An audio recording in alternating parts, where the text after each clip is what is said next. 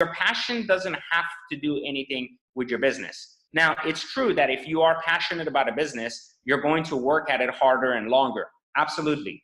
But you know what? You can also get passionate about building a process. You can get passionate about making money. These are things that are linear in every business. And so the earlier you get the idea out of your head that the only business you need to be in is businesses you love, rather than businesses whose processes you understand and can get passionate about building these processes, then that's the earlier you're going to start seeing money come in the door and not be so like hurt that the world doesn't care. Because this is the Real Talk University podcast, where your hosts, Andre and Christian, explore success stories outside of the classroom. So first, we're going to do a little thing called Two Truths and a Lie. I'm sure you've heard of it. Kind of cliche, but it really good way to start off. So if you can just give us like 3 facts about yourself, we'll try to pick up the lie of the bunch. Okay, so you want 3 facts? You want 2 truths and 1 thing that's a lie? Is that what you're asking? Yep. Okay, so 1 truth is let me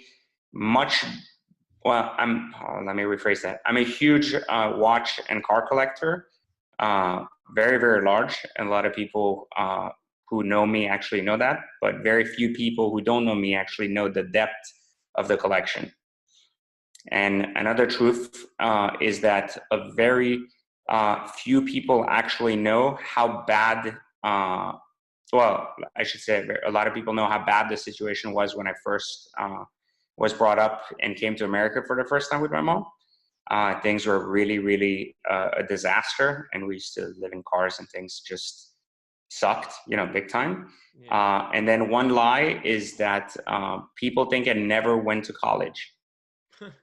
And actually, I did go to college for 3 weeks and dropped out when a teacher asked me what I did for a living because I drove a 911 Turbo on campus.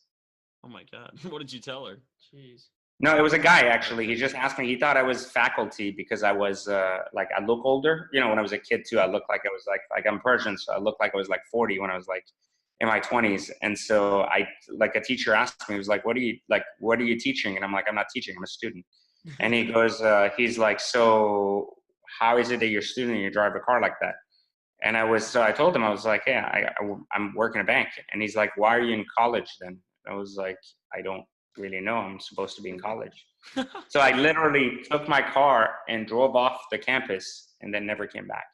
That's awesome. So take us through that job at a bank. Like, you were that young and you were already working at such a lucrative job. Yeah, so I was an 18-year-old bank manager, which was the youngest bank manager found in the U.S. from what I know. I've never heard of someone else being that at 18 without an actual degree. And the way I got that is because from 14 to 18, I worked as a telemarketer, except I did really, really good. I did a lot of sales, service, a lot of management. And then so by the age of 18, I was already managing 3 offices and 20 plus people. So it was very easy for me to take that $80K a year salary and just literally walk and find a bank that had a 5-people team, in a much smaller office than what I was already managing, and just kind of transition into sales management for a bank. And so I took over a small little supermarket bank at the age of 18, 2 weeks before I turned 19. Wow, that's incredible. Going back to, like you said, you lived with your mom and you made the transition to the U.S. So my dad actually kind of did the same thing, but he was from Lebanon, so they had to flee from that war. So take us through that experience and kind of like how it changed you as a person and kind of forced you to grow up pretty quick. Yeah, I mean, for me, I came from Iran, right? And from Iran, I didn't come to the US. We went to France because we're refugees, meaning we wanted to escape the revolution. So a lot of people in the Middle East understand that if they went, they would either go to America, and at the time we wanted to go, America's doors were closed. So we ended up in France. And in France, my mom kind of started a business, took her 10 years to just make ends meet. And as soon as she makes ends meet, we end up leaving again. And again, lose all of our money to come to the United States. So we come to the United States with no money.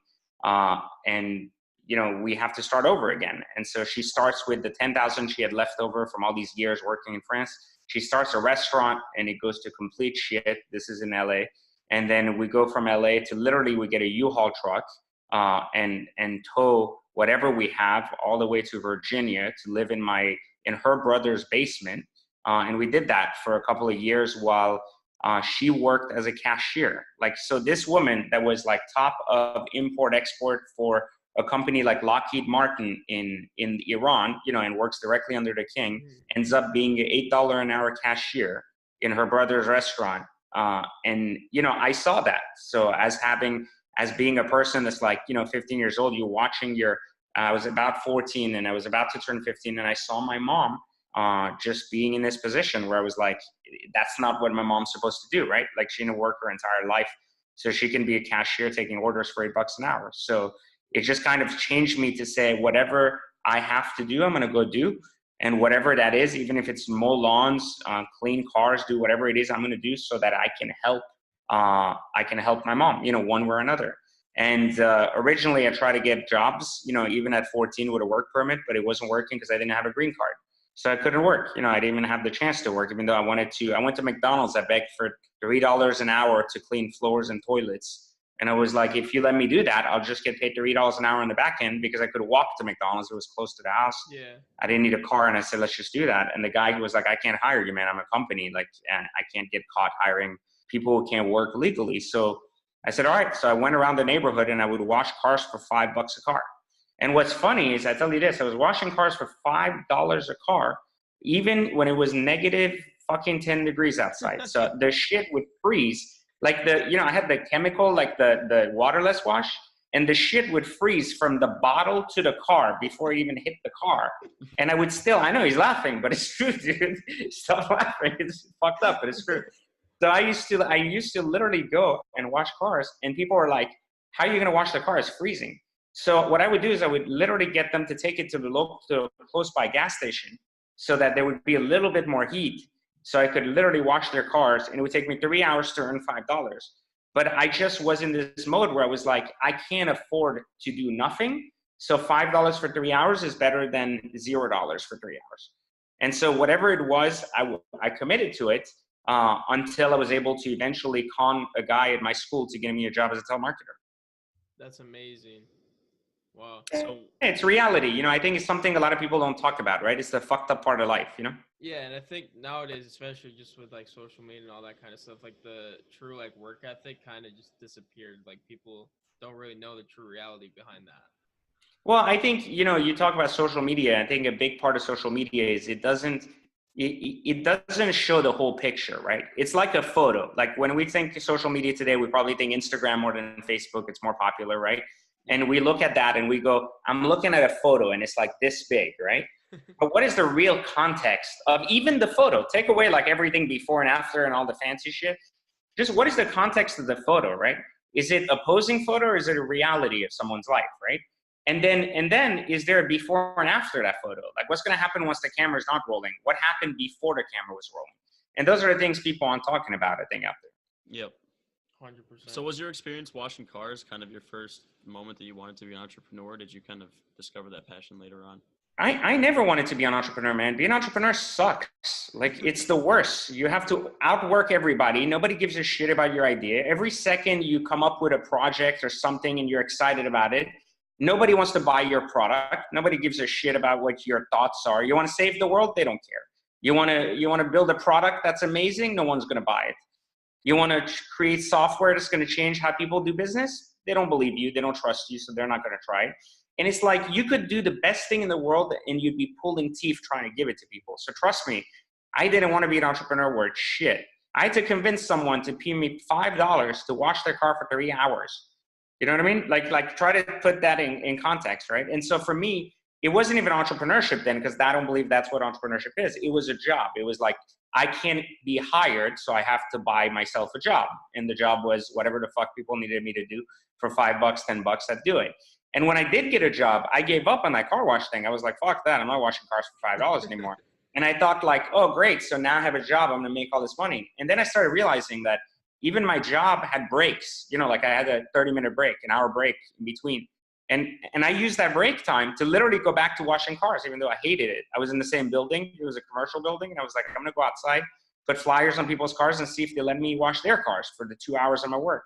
That's how committed I was to bringing something home to my mom outside of what she was making, you know, just so we didn't have to be in that basement, just so I didn't have to watch her struggle in that way. Even if it was $200, it was $200. You know, it's like, it's better than nothing.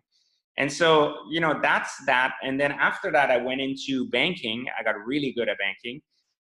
Like, I hated banking too. I hated telemarketing. I became the best at it. I hated banking. I became the best at it. I got promoted, if I recall, like 17 times within 5 years to an executive vice president by the age of 23. I established airport banking for that bank and so much more. And then I literally get fired on my ass at 25. The difference though is this time I'm 25 and I still don't have a job, you know, like back in the day. The only big difference is though I'm not poor this time. I have a large portfolio of real estate investments that made me some good money. I had done tremendously well in stocks. I had a 6-figure paying job with a 7-figure bonus. You know, so I had saved money. When I got fired, I literally got in my Lamborghini and left work. So it wasn't like I was like broke and like, they're like, you know, like, oh, how bad, like we kicked this kid out, whatever. I was like, fuck you. Like who's got the last word? You know, I'm leaving in a Lamborghini and you're sitting there firing me in your fucking Nissan Maxima. Trust me, like I already won, you know? So I left, you know, and I left that lifestyle. And you know what the worst part of being fired was? A lot of people say, even Marcus Lemonis said that, you know, you don't become an entrepreneur till you have a job and you get fired. And the reality was I didn't even become an entrepreneur then. The biggest thing that happened to me when I got fired, I had money, I was okay, but I lost one thing that I never wanted to give anybody else, again, the opportunity to make me lose. And that was purpose. Meaning, you see, I was a really good banker, even though I hated it at first. I became really good at it to the point where I would walk in the office at 11, leave by 4, and I had one of the highest loyalty index out of any bank anywhere for my employees. My superiors loved me, everybody loved me. So the thing was, that was my home. That was what I did. When people asked me what I wanted to do in 10 years, I was like, I want to be a banker, the best banker there is, you know, and I was really good at it. The problem was now someone had said, you can't be a banker anymore.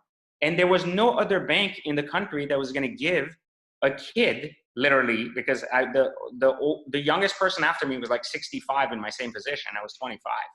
No one was going to give me a job when there were 7 jobs like mine in the United States for other banks. You know, it was impossible. So I realized then that either I had to go back and start from the bottom, like at least 4 positions back, or I was going to have to figure something out. And I didn't want to be told that I could try again, but only at the hand of someone else taking it away one more time. And that's what gave me, not the idea of being an entrepreneur, but that's what gave me the strength to say, you know what, I'm going to find a way to create my purpose, not through someone else's empire, but through my own. And I said, whatever it takes, that determination will be internal. Because the word purpose was something I misunderstood a lot when I was a kid. And I thought it was a lifelong purpose, something that comes from the, you know, from a spiritual sense. It's like you found what you're meant to do on earth. And that's what I used to think before. And that's what really woke me up when I got fired. Yeah. So like, how do you think of purpose now? Like, how does that like kind of affect what you do? So I break this down a lot in my book, Third Circle, but it's the idea of purpose is often misunderstood because it is linked to spirituality and the idea that, you know, we have one specific purpose on earth. One of the things I've realized in my life when people ask me how I've been so successful, no matter what I did, even if it was things I hated, I tell them it's because I found purpose in everything I did. And I think if I can give one piece of advice to all these young people that are probably watching this, that are in college and they're like, you know, I don't know what I want to do in my life. I don't know what job I want. I don't know what business I want to start. Is that no matter what you do, that you're a cashier at a supermarket, or that you're starting your own t-shirt company, or that you're building a $10 million business at the age of 18, doesn't make a difference. As long as you can find purpose in the moment in what you do, you will be in a position to eventually apply that purpose to something you believe in that is greater than yourself. So I think the idea of purpose is not to seek purpose, to identify purpose and say, this is what I'm meant to do, but rather find purpose in anything you do. Because too many young people stop and say, wait a minute, like, what am I gonna do for the next couple of years, right? Like, how am I gonna plan my life? But they don't think about, how am I going to establish my purpose today? Like, meaning, like, if I'm a cashier, how am I going to be the best cashier in the country? Because they go, I want to be the best cashier in the country. I don't want to be a cashier forever. Why would I care? Well, reality is, if you don't care about being a cashier today, then why did you accept that job? If you accepted that job, then why aren't you doing it to the best of your ability? If you are doing it to the best of your ability, then you're building character. And that character is going to apply to your own business 5-10 years from now. When people say, well, this isn't my business now, why would I work so hard? Well, because if you don't learn to work for someone else really hard when they're paying you, how hard do you think you're going to work when you're not paying yourself for 5 years? Because that's what real business and real entrepreneurship is creating change, right? And if you're creating social change, that takes time. How many people do you know are willing to work 5 years on something without $1 in pay? And that's what it really comes down to, you know?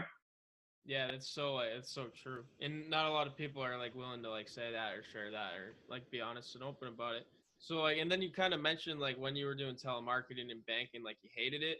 So like obviously you're still willing to do it, but like how are you able to do it effectively? Like was there like a time like when you were working and you just were like, okay, like this sucks, but like I gotta focus on being the best at what it is? Well, I have a philosophy about my life, right? Which is that once we commit to how we spend our time, that commitments has already been made. So I'll give you an example. You commit to going to school, let's say 7 hours a day, right? Like you're in that school block. You've already committed your time, right? So that's something you gave up already. The moment you said, I'm going to school 7 hours today, you committed that time and there's nothing you can do to get that time back. So if you don't commit the effort to that same time, then you fucked yourself because you lost your time. So ultimately you cheated yourself and nobody else, right? Because you gave away your time, you committed it, but you didn't commit the effort to making the time worthwhile.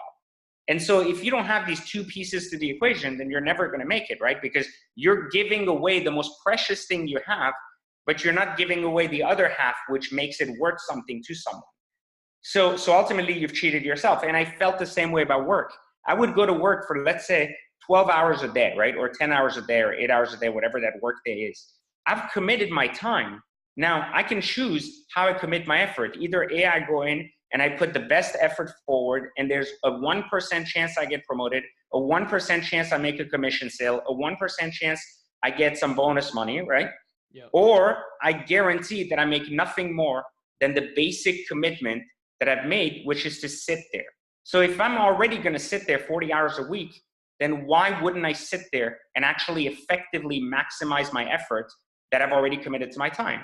And so regardless of the job I've ever had, that it was washing a car, running a bank, running 40 banks, or even going as far as just saying, hey, I'm telemarketing, which is the worst job you can have, right? My first customer's name was Mr. Black Dick. How do you feel about that when you call Mr. Black Dick on the first day? And you're like, hey, is there a Black Dick home? And the guy's like, fuck you, man. And he hangs up on you. And you like barely speak English. And you're like, what the fuck? This is America? This is fucked up. You know, it's full of black dicks and no one's fucking picking up the phone. You know, like it's fucked up, right? So what I'm saying is, what I'm trying to tell you is that like, regardless of what the commitment is, if you're committing the time, you have to commit the effort to match that time. Yeah, that's so true. Right. It's crazy to think about, but it's so true. Yeah, like, so if you're there, like, why aren't you like actually making the most out of it? Well, because you've already committed it. If you don't want to be there, how many people complain about their jobs, right? How many people complain about they hate their job, they don't like their boss, they don't like this. But then you ask them, you say, okay, that's a fair statement. You hate it, you don't want to work there. Why would you make effort? I agree. Now, today, how much effort did you make in applying for 5 other jobs? How many people did you see? How many interviews did you go to? Like, if you hate something, then why aren't you in a rush to run away from it? So why are you still willing to commit your time and time again, and never commit your effort, not even to the escape of the time, right? Like you're trying to escape that time and you're not even giving effort to that. So then you start realizing that your life is imbalanced. And the reason you fail is not because your job sucks, but it's because you suck in your job, because you suck in your life. And so you'll never find success in your job if you can't find success in your personal ability to bring your life forward. Wow. Yeah, that's honestly a fair statement. I don't get why people just grumble about their job and then don't do shit to fix it. But I guess that's just how it is. So, like, as you were saying, it's life, right? Yeah, it's not our problem. Yeah. So when you were like saying how you're moving up in the banking world, you put a lot of money into real estate. Like, we're big into learning more about real estate. So how'd you learn to do so effectively? How did I what? I'm sorry? How did you learn to invest in real estate like effectively? So I didn't learn to invest in real estate. One thing I learned very early in banking was that banks were fucked and they were fucking people every day. Like, so I realized that and I worked there. I was like, this is great. So this is somehow people invest in this and this is the greatest tool in the country is how they're fucking people. So I was like, how awesome that someone is fucking people publicly and everybody's participating. So I started learning how the stock market worked, how the banking world worked, and I started understanding how loans come about, how mortgages come true and everything. And this was pre-economic bust, so this was pre-recession, So at the time, you had all these laws that had opened up that anyone could get a mortgage with just stated income and all this bullshit. So what I did was I figured out how to actually not buy homes because homes were overrated. You would have to wait, buy the home, sell the home, pay taxes and all that shit. That was boring. What I figured out was how the housing industry was fucking people. And what they were doing then is the builders were fucking people the same way the banks were. While the banks made it easy for anybody to buy a home, the builders also were making it very expensive for normal people to buy homes because there weren't enough homes for enough people. So what they would do is they would go ahead and open up these lots, which were like you buy a lot, you wait 8 months, and then we build your house, So it was pretty easy, except that nobody wanted a lot, but everybody wanted a home. So what would happen is people would wait till these lots are built and then come there and be like, I want to buy a house. And they would say, well, since you waited 7 months, well, the price is $100,000 more now. So what I would do is I would literally go step by step to these places that were further than where people would buy homes right now because they were just building lots. And I would pretend to be an investor and I would buy 5 lots when I had no money. So I would buy these 5 lots with just $5,000, meaning I had a normal job. I wasn't rich enough to do this. So I was buying $5,000 homes because I was just putting a deposit on the lot. The beauty of it was that I was selling this lot and selling it to someone else who was willing to pay $100K more to the builder, except I was selling it for $75K more 2 weeks before the builder put a $100K premium on it. So I was undercutting the builder at fucking people their own way. So literally they were fucking people. I figured out how they were fucking people. And so I started fucking the builder so they don't fuck the people as bad. But it's still, everybody was getting fucked. It was great.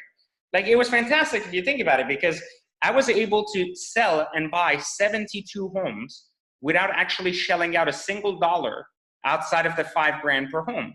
But each $5,000 was bringing in an average of 70 grand. Some cases 150, some cases 50, but the average was 75 grand. So you do the math. So suddenly I started getting really rich because I was never buying homes and I was never selling homes, but I was buying a piece of paper for $5,000, holding it for 6 months, then selling that piece of paper to someone else. So I was able to make investments in so many homes without ever shelling out a dollar or getting a mortgage. And so this was the best part about the gig, is that no home actually came to completion. So it was the best gig ever until they literally put my face in a photo in the back of their builder stuff because they figured out my trick. So every time I walked in, I would see my own photo and I was like, fuck, I got to get out of here because they're not going to sell me a home. But what was actually really funny is the first time I saw my photo, I didn't know I was doing something legal or not. I thought this was what everybody was doing. So I was literally walking in, I saw my photo and I'm like, shit. I'm probably wanted by the FBI now. They figure something. So it's I got to back up and run away from this place. So I send my mom in undercover to be like, why is that guy's photo in the background? And they were like, oh, we're not allowed to sell him a home. And I was like, oh, thank God. I'm not wanted for some crime or some shit. So I was like, okay, I'm good. So then I had to find a new gig at that point. I was like, this isn't going to work anymore. But I was already doing good in banking. So it's not like I needed money, but it was a good last minute strategy, to get some money and just ultimately have a pool of money instead of just paychecks. No matter how good the paychecks were, your lifestyle always increases when you get paychecks. But when you start stacking bigger wins, that's when you start building wealth and you don't start spending the wealth, because you can't spend it fast enough. If you're making $5,000 a week, $10,000 a week working, your lifestyle matches what your work is. But if you're making 100, 200, 300K commission checks all of a sudden, well, that's a different game. You don't know what to do with it. You're like, I can't buy a new home every week, to spend that money. So it just keeps stacking in savings and your lifestyle's covered. That's such a shitty problem. I would hate to have that. Yeah, I'm telling you, dude, the moment you learn how to stack large wins while creating process for smaller wins is the day you start realizing that $1 million is almost fucking nothing. You'll piss it away in no time. Wow. Yeah. It's just crazy to think about, obviously not being able in that situation before. But so many people talk about that. So it's interesting. So it's very easy, man. Money is the byproduct of effort and talents. It has nothing to do with how big it, when you don't believe you can make $1 million, you'll never make $1 million, because you look at $1 million in the smaller sense of what your life is right now, which is, well, I just have to make X amount of money every year, stack away 100, and then even 10 years, I'll have $1 million. But that's because you don't understand the process of how money's made. Like the commission on a Bugatti is $300,000. The commission on a house can be $200,000. So you can look at $1 million as I work 10 years, or you can look at $1 million as I learn in 1 year how to sell $1 million homes so I can sell 5 of them and make $1 million. So what I'm saying is, like, if you understand how money is made in the world, you can start actually understanding where you fit into the picture to make that money. Yep. Yeah, that's crazy to think about.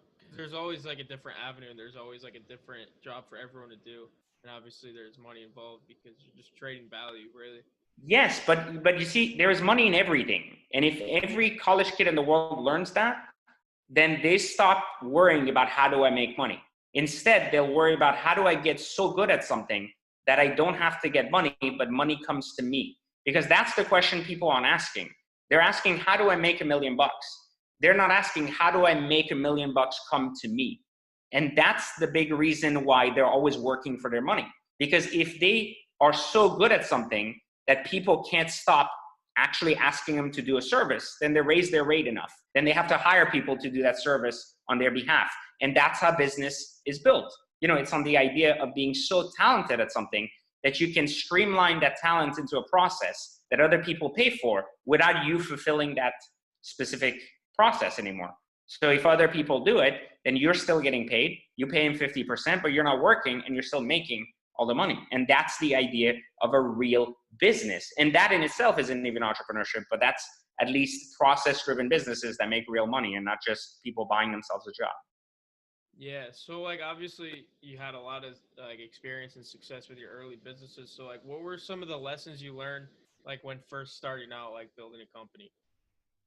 That no one gives a shit, and you need to live by that. I can't stress that enough more than anything else. No one cares. So the earlier you get out of your head that people have to give a shit, that you have a good mission, you're a good guy, you're trying to make things, the earlier you get that out of your head, the earlier you start focusing on real marketing, real process, and stop worrying about what you're entitled to, what the world should be, and so on and so forth.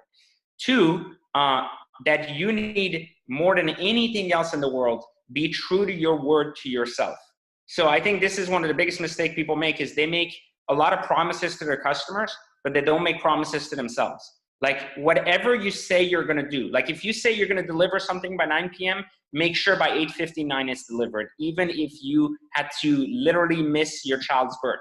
I'm dead serious. Like you got to commit to that level where it's like, I won't lie to myself. Therefore, if I promise someone something, I'm going to deliver. If you ingrain that shit in your head very early, you're going to be really successful. The other part is your passion doesn't have to do anything with your business. Now, it's true that if you are passionate about a business, you're going to work at it harder and longer. Absolutely. But you know what? You can also get passionate about building a process. You can get passionate about making money. These are things that are linear in every business. And so the earlier you get the idea out of your head that the only business you need to be in is businesses you love, rather than businesses whose processes you understand and can get passionate about building these processes, then that's the earlier you're going to start seeing money come in the door and not be so like hurt that the world doesn't care. Because what happens is when people are passionate about things and then they go into business not understanding process, what happens is the world doesn't give a shit, then they get hurt. They get personally hurt that like the world didn't care, nobody cared, I'm trying to help people, I'm a good trainer, I'm trying to help people be in shape, they don't want to sign up. And they take it personally and then they give up. You know, they're like, well, this is stupid, I'm going to go do something else. They don't realize that in itself, building a business is what you need to get passionate about, more so than just the topic of the business itself. Yeah, just like falling in love with the process. Obviously, like you said, like doing something and then finding like something to love about what you're doing, basically. And then obviously you had like a ton of experience, so like you'd have to like, was there failure involved at all when you were doing your businesses? And if there was, like, how did you overcome it? Dude, failure is only when you give up. So as long as you don't give up, a pivot in a business is fine. Like there's plenty of times where you try things and they don't work out. There aren't failures, because you see, the thing I tell people is business is also successful business is built on progressive knowledge. Knowledge doesn't come unless you try things. So you try something, you earn some type of knowledge about what has happened or has worked or not. You compound that learning into the next step, right? And that gives you compounding knowledge. So if you have 5 things that didn't work, you figured out 5 things that weren't working, but you also got data from those 5 things. Maybe one small thing in those worked. So you're going to apply that even bigger, and then you make the 6th attempt to work. So I don't believe that any of the 5 first ones were failures unless you gave up, right? And I think this is one of the important parts of business, to understand that if you don't compound knowledge, you're not going to compound wealth or revenue in your business. You're only going to trade knowledge for revenue, which is a huge mistake. You have to compound revenue so that there can be enough money to grow a business past just the stage of I'm starting and I'm feeding myself, my family's happy, I bought myself a nice car. All that shit is what everybody goes through at the beginning. But if you're not compounding knowledge, you're not going to be compounding wealth and revenue in your business. So that's like super important. So like if you look at my personal failures, where I've made mistakes that I feel like, man, I wish I wouldn't have made that. A lot of my businesses early on relied on my loyalty towards my employees, and towards my partners. It was always like at the beginning, where it was all about like, listen, I want us to finish this together. We started this together, we are together, and we're going to make it together. But I always use NSYNC or some of these examples as a good, like these boy bands and some of these guys that started like the Beyoncés of the world, right? They got to a place where they realized that the work ethic and the way they were moving forward was exceeding their capacity at the moment, which were the people that were around them. And they had to make that tough choice it's not a question of loyalty, it's to say, if I stay here, then I'm only limited to what this group can do. If I go on my own, I can not only continue this group, but I can also expand to more. Now, there is a risk that they lost the group, right? Destiny's Child is gone, Beyonce was born, and the same with NSYNC, but Justin Timberlake is still there, right? And he's into movies, he's into all of these things and everything else, and we don't hear a lot about the other NSYNC guys. And so the point is that you have to be willing to make these choices earlier than later in your business. And I think in my own businesses, a lot of times I wanted to hang on to the group. I wanted to hang on to the original base, to the original people, because I felt a sense of loyalty towards them that, like if I don't do it with them, they were there through the hard times, they should be there through the success, But at the same time, I thought, what if they're damaging to the success, right? What if because of them, we can't get where we're trying to go? So the earlier you give that up, the earlier you focus on growth and no longer on where you are, like the business. And one other thing I'll leave you with, which I think is very important, a big mistake I made and a lot of people make when they go in business at first, is when you have a job. Like I had a very good paying job, right? And so when I went into my first business, which was VIP Motoring, which was my own financial firm, after banking that established alternative asset management for cars, watches, and everything, I used to have in my mind that I'm getting paid $250,000 a year at the bank. That's what I was making. And I had my bonus that sometimes was 7-figure, sometimes was 6-figure. So let's say on an average, I made, let's say $500,000, right? In a given year. I would think like, wow, the first order of business for my business is to make me $500,000 so I can survive, right? Because I was making half, I want to make half. So I'm like, boom, I'm at least where I was. And that is the biggest mistake a business owner can make. Your new business has no correlation with your old job. There is no reason you should try to set a goal to match your salary at a job that had no correlation with a business in a different field. So your business has a cap and a growth rate based on what it is. It has no correlation at all of what your salary was. And so by separating the two early and removing this idea that you're only as good as the salary you used to make as a baseline, you are able to completely free your mind from that very basic limitation and focus your business on making the most revenue so that you can bring back and say, how do I effectively take home the most profits? And not so much like, how do I get paid $250,000 a year so I can, pay my mortgage and my 2 cars and feel good about my life, Wow. Yeah, it's like basically just finding like a dichotomy between like those certain things. Yeah, it just doesn't make sense, but so many people do it. I'm sure you've heard of like people that are like, hey, I got fired. I just have to find a business that pays me $100K a year, so that I can have my mortgage and I can be okay. And it's not saying that you can't at least have some kind of monetary goal, but you shouldn't have a goal. You should rather have an expectation to make a minimum of $100,000 rather than a goal to make 100,000. Yeah, and it shouldn't be based on prior experience because it just has nothing to Correct, because it's irrelevant, Wow. So you touched on the Secret Entourage earlier. I just want to know how you came up with the idea for that, and then how did you get started with it? So Secret Entourage was a passion project. You see, I had my business that was in Virginia that still is called VIP Motoring. That became a very big business. At the time, it was doing like 40 million a year in revenue. It was pretty decent.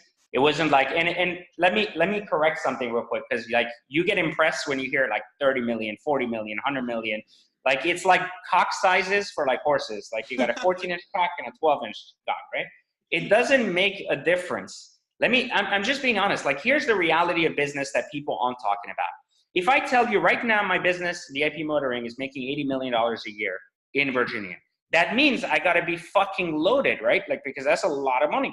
But just because a business makes $80 million of revenue doesn't mean I'm fucking taking home 75 million of it, right? There is inventory, there's overhead.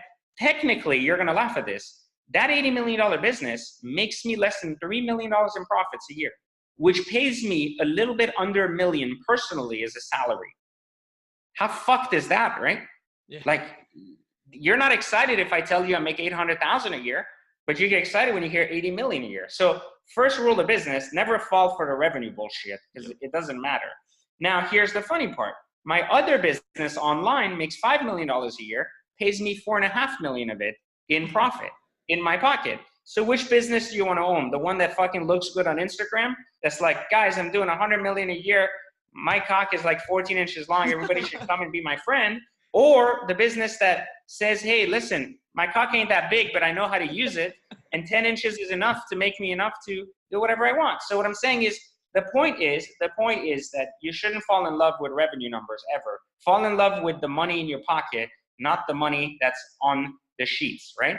And then to answer your question, sorry, I got off topic there. We started completely going off the cuff. But okay, so Secret Entourage, at some point when I started making a lot of money in my business, I wanted to answer this very simple question. What happens if I got hit by a car tomorrow and died? And reality was that I was just the asshole in town that made a lot of money, had a lot of cars, and was the guy that was known as the car guy. Like I was the guy with the Lamborghini, showed up to the club, parked up front, that jackass, the guy that nobody likes in the yellow car that's like, why is that guy not waiting in line like everybody else? Why is that guy being a dick and like just walking in with like 3 girls when he's got a 2-seater? It doesn't even make sense, man, right? It's stupid. But when you're a kid, you think that shit's cool, which is okay. I thought that was cool too. So I was doing it. It was awesome. But then I started realizing that when I was walking past that line, everybody was like, oh, it's that same guy that comes here every week. And I started realizing, what if I died tomorrow? Would I want people to say I was the jackass that came in the club? Like, is that really cool? I was the jackass that had a Lamborghini? Like, how fucking retarded is that, right?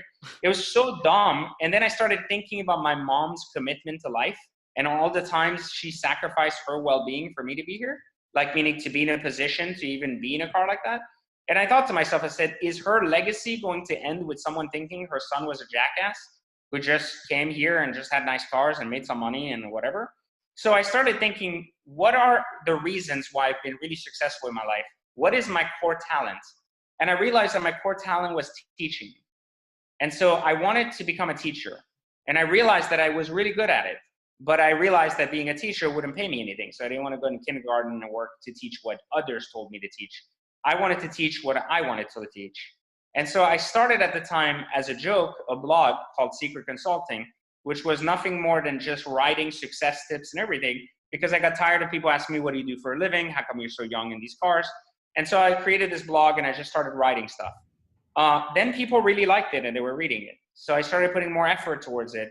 And I started, because I was tired of just talking about myself, I started asking my other friends who had nice cars, like, hey, can you like talk to me about what you do for a living? Like literally what you guys are doing right now. I was doing that 11 years ago, right? When nobody was fucking talking about anything. And I started doing it in a blog format, and at the time, no, we didn't have podcasts and shit. That wasn't the way we did stuff then.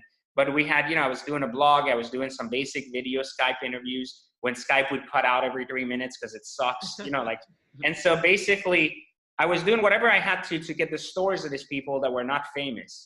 Instagram wasn't a thing. All these things weren't out there. So people really didn't know who was who. And so I connected them to like, look, these people are successful and they're never on TV. You've never heard of them, but they have the life you want. So here's how they did it. And people started really resonating with that and they watched. And then it grew so big that I didn't have a way to monetize it, like meaning because it was getting actually costly to run it and it was a passion project. So I decided that I would literally create a revenue model for it because I was good in business that would allow it not only to support itself, support its growth, and continue becoming a global force for making entrepreneurship and entrepreneurial education affordable to all. You see, my thing was that I believed, I never read a book in my life. This is a fact. Something that we should have done in Two Truths and a Lie, right? Which I don't know why I didn't think about that. But I never read a book in my life because I hate reading. It's not that it's bad to read, I just hate reading. I can't get into a book. So I've never, ever read one. I've read excerpts from a book, but I can't read. That's why I also sucked in school.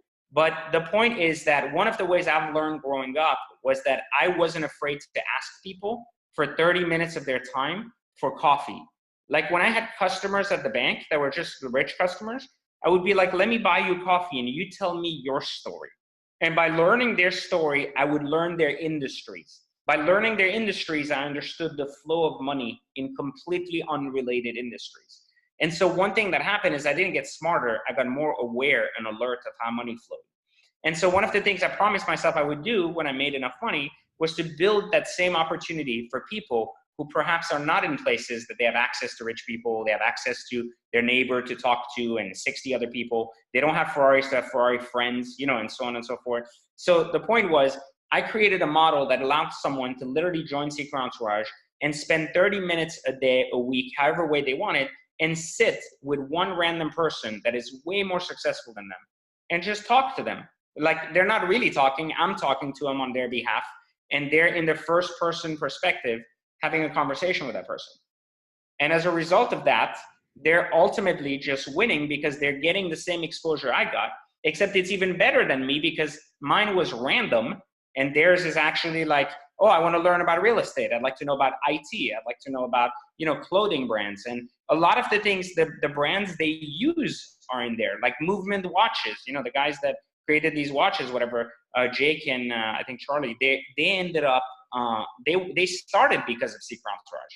And so it's incredible to see like how immature they were when they started and now how much more they've matured into $100 million brand, right?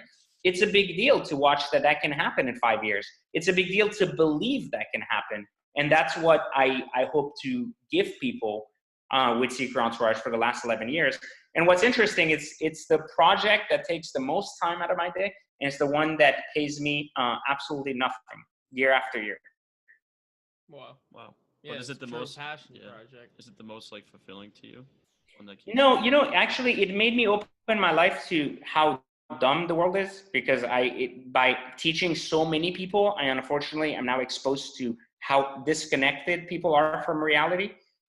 So it's even made me more determined to help so many people who want to be helped and not help those that are cartoons. Like when I started Secret, my goal was to help the world, right? Like I was like, I want to help everybody. Now, as I progressed through the 11 years, I've focused on helping the few that will change the masses. Does that make sense? And not rather change the masses. So it's a different approach to it, but nonetheless, I think it's a very powerful project that's needed no matter how much I like or dislike certain aspects of it, Yep. Right. That's incredible. So I want to go back to the online business you have that you said, like, you take home like 80% of the profit. Like, how do you start that up and make it successful and make it humble? Well, I spent 11 years with Secret, right? So I learned everything about internet marketing. I learned everything about selling infomercial products, and everything else.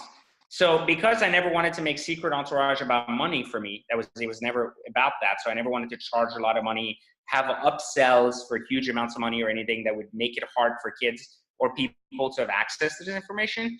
I also am a businessman. I'm a capitalist in the sense that I believe in the fact that evolution is key. So I had a lot of compounding knowledge, right? And it doesn't mean the knowledge has to apply to my business. So I established two other businesses, Exotic Car Hacks and Watch Conspiracy, where one of them is a teaching platform where I teach people how to trade watches.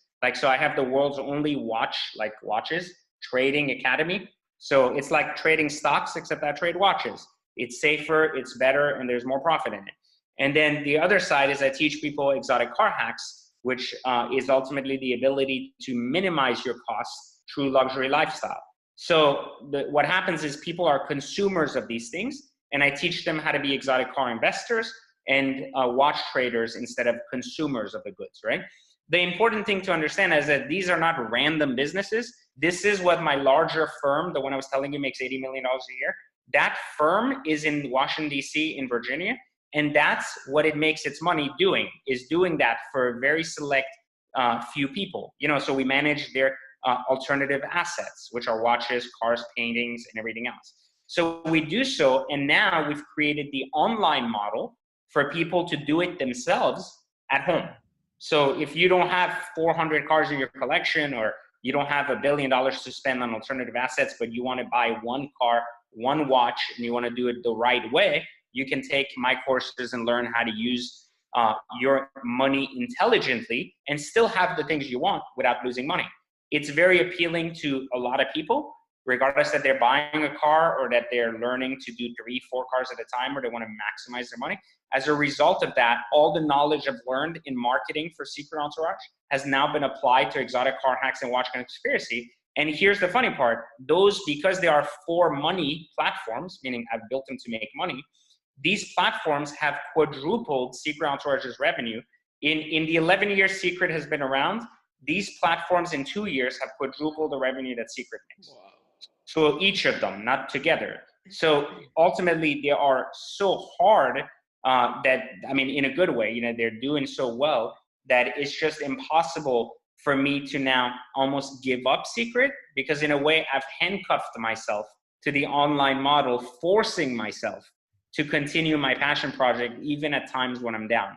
And you see, this is so important, that you don't have to love what you do all the time. That's what I was saying earlier, right? There's years where I love Secret to death and I love helping people. And there's years where I get very down, you know, and annoyed that people aren't getting it faster. And I'm like, what the fuck am I doing this for? If people aren't really, you know, that's what I was telling you earlier. You know, I want to help people. People don't want to help themselves, and you can't take it personally, you know? And by allowing these 3 platforms to work like a tripod, I've ultimately prevented myself from quitting, knowing that it's harder and harder to do what I wanted to do before, you know? I mean, look at the digital age we live in now. What you guys are doing, how many podcasts are out there doing business? Thousands, you know? Like, even the people I've interviewed that are actually my friends have now started competing businesses. So think about that. Like, isn't that fucked up in a way? Like, you've given them the spotlight and now they're fucking you. Like, but what I'm saying is that's okay, because if I take it personally, then I'm pissed. But if I look at it as a true business guy, it's life. You can't be afraid of competition. You have to stick to what you do, and you have to understand that the value you provide the market is different than the value they'll provide the market.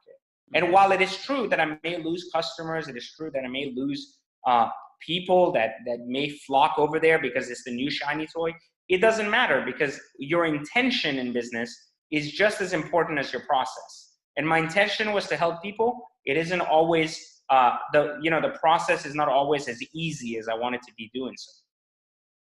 Absolutely. I mean, I feel like a lot of people get discouraged from starting a business because I feel like there's a ton of competition in like the same field. But I feel like if you just differentiate yourself and provide value that no one else can, then you'll be. And do you really have to differentiate yourself? Ask yourself that. How many fucking phone stores sell Apple iPhones? Yeah. 5. Like, and the next guy's like, I'm going to start another cell phone store. And you're like, oh, well, that's never going to work. And then they're like, oh, well, we're still making $2 million a year. Yeah. Fine. It's not going to be the next Apple, but you know, if you open 10 of them, you're still going to do well. Yeah. One of our previous interviews said, like, you don't have to stir the whole ocean. You just have to stir a pot and then stir a couple more pots. And then eventually. Yeah, I mean, you don't even have, this is the thing. A lot of people think, look, entrepreneurship is disruptive. Business doesn't have to be. Business is simple. It's the art of facilitating transactions. Like, that's it. It's the art of figuring out how to connect a buyer and a seller and the process that comes in between. It doesn't have to be complicated. It can be, you could literally have a progressive coffee shop in mind just because you have a location.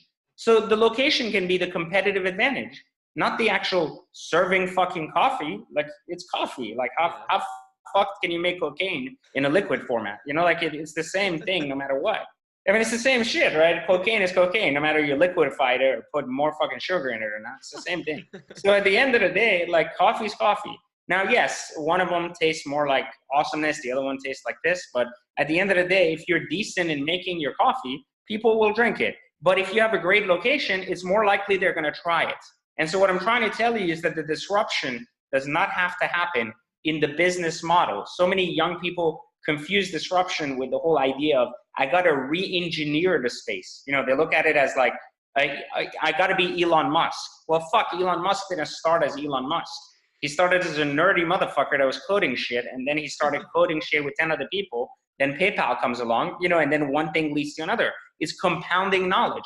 And you can't expect to compete with someone who's compounded 30 years of knowledge because you're fucking bright and creative. You're not going to compete with that person. So what you need to do is come into the space, facilitate transactions, get really good at it, and allow your own compounding to happen at a faster rate than the next person because you have access to more knowledge.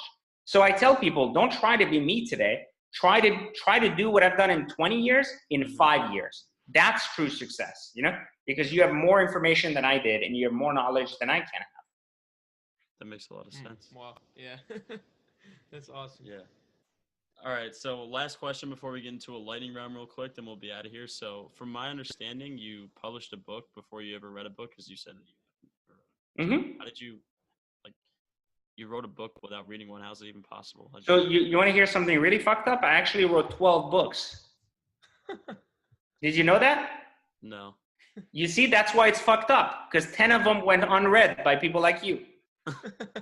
Right. But look, this is the truth, man. This is how fucked the world is. I had to write 10 fucking books so that you don't read it, so that I have to keep writing a fucking 11th so I can sell 1 million copies of that 11th. If I wouldn't have written 10 books, I would have never written an 11th one. What I'm trying to tell you is, and here's the fucked up part, after I wrote the 11th one, I thought it was so easy. Now all I have to do is write a 12th one and I'll automatically sell 1 million copies because people loved it. Wrong. Nope. 12th book came out, first day, 500 copies. I'm sitting there holding my dick in my hand like, you gotta be joking. Like 500 fucking books to 1 million? Like, what the fuck? Are you people sleeping? Like, you say it's the best book you ever read, you won't read the sequel? What the fuck? Yeah. But this is the reality of business. The second book needed the same level of marketing as the first book. And just because I had a following didn't mean it was automatic, like, done. You know, it still required to work. And yes, I wrote the 12 books not reading a book. Why or how? Simply by putting my thoughts on paper and taking the 10 books as a practice round to how to truly formulate a unique formula that was not just repeating what's in the marketplace out there. So the reason my books didn't work before my 11th one is because they weren't authentic to me and because I didn't have experience writing books. So while the content may have been very valuable, it also wasn't authentic to, like, I had learned it somewhere. So I was only sharing what I had learned and what I had done, right? But my 11th book was really, it's called Third Circle Theory. It's my most famous book. And it was really the book that defined my own mind that nobody can take from me. So meaning like my process that nobody else knows, you know, that's why it became successful, because people would read it and be like, oh, I get it. Like, I've never read that this way, you know? So what he's sharing is unique. And as a result of it, my life is better by reading it. And so, you know, was it luck? Some of it, you know, yeah. I mean, I didn't have a formula that by 11th was mastered, but I had understood what 10 books that didn't work looked like, meaning they didn't catch for people, you know? And I knew that what the 10 mistakes were I made, that I wasn't going to repeat with number 11, you know? Wow. Yeah. That's really cool, actually. I mean, isn't that like simple as shit, but really fucked up that I had to write 10 to get to 11? Simple. Like, I mean, think about it. Like, it's simple when you think about it, right? Write 10 books, let them get fucked up, and write 11. That's a good one. But it's so much work when you actually think about it.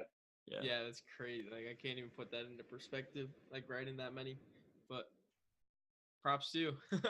And I hate writing. I hate reading. I hate writing. Like, I can't stand that shit. I would have made a movie if I could, but I didn't have the money to make a $20 million Hollywood movie just to watch it go to shit, you know?